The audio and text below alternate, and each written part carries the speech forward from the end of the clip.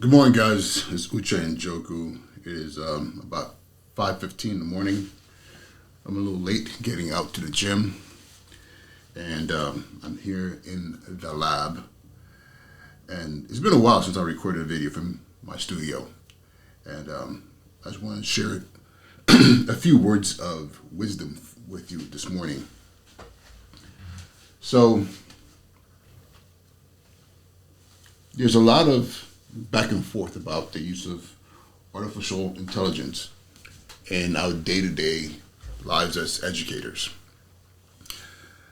And I'm going to say this, I'm going to keep saying this until it becomes normalized. We have to stop being so brainwashed about this concept, 21st century skills. It's complete nonsense. Can somebody please tell me what 21st century skills are versus 22nd or 23rd? Think about it. In all reality, all we've done is try to find a way to qualify that taking the old way of doing things and just digitizing it as being somehow advancing human skills. So in the classroom, when I was a kid, you had worksheets. Your name, you wrote it in there, subject or the date or teacher's name. Then you have, let's say, a bunch of questions. It could be multiple choice, or it could be fill in the blank, or it could be a short response, an essay, whatever the case is, right? Now that we've taken those same concepts and thrown them into Google Classroom or some other platform, and the only difference now is we type in our names, we type in the date, we type in teacher's name, we use our mouse clickers and we click on multiple choice answers, or we select the right options, we do true or false, or we type in our short responses. And now we're saying, ooh, 21st century skills. Digitizing the old way of doing things doesn't make it technologically advanced, really. It just says we're being more efficient and not killing trees.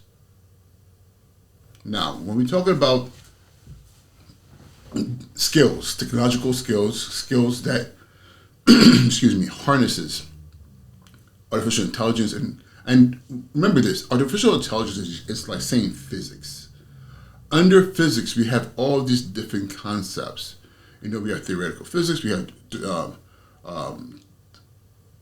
thermodynamics, we have people who study nuclear fission, whatever it is, under the concept of physics. Same thing with AI.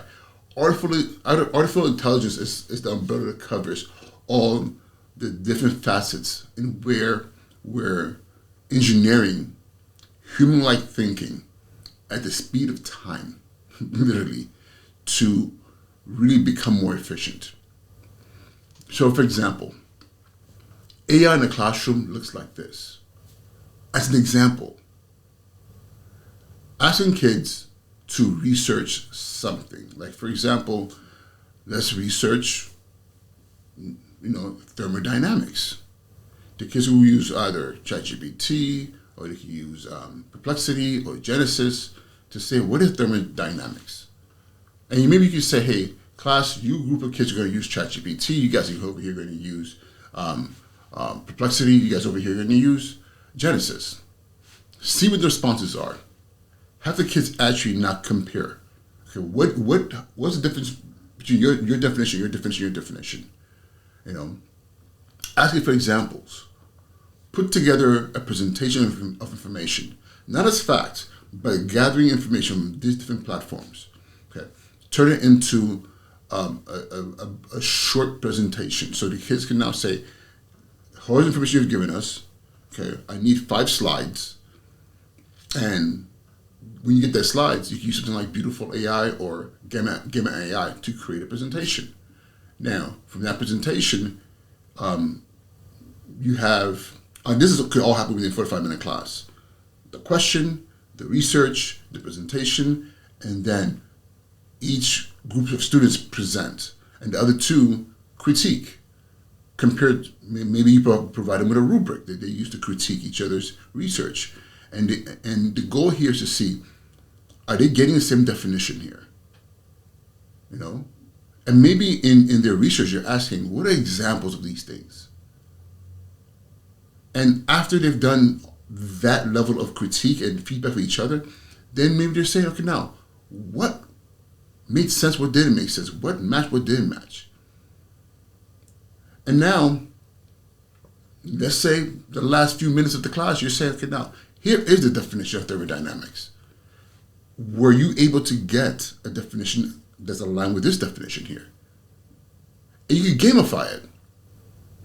You know, and the great thing about it is this whole entire thing could be created through AI. You can say, ChatGPT, I want to create a lesson in which my students gain an understanding of thermodynamics, but I want to use different AI platforms which different groups of students in the classroom will use to create a presentation within 30 minutes in the classroom. Okay, from doing research to creating a presentation, into creating the slides and then doing the presentation. And then I need a rubric that will allow me to assess, or allow themselves to assess each other based on if there's any variance in definition that they received. What are the variances? And then allow them to now ascertain, was the information correct? And what you're doing here is you're forcing the kids to actually use the technology, also give them an understanding that you have to be careful because the information you might be getting might not be correct, right? But also engaging them in a tactile, auditory, visual way, because now they have to do the research, talk to each other, they have to manipulate the technology, and then create a presentation. And all this is happening, allowing you, the teacher, to be a facilitator. You know the answer. Your job is to help them get to the answer.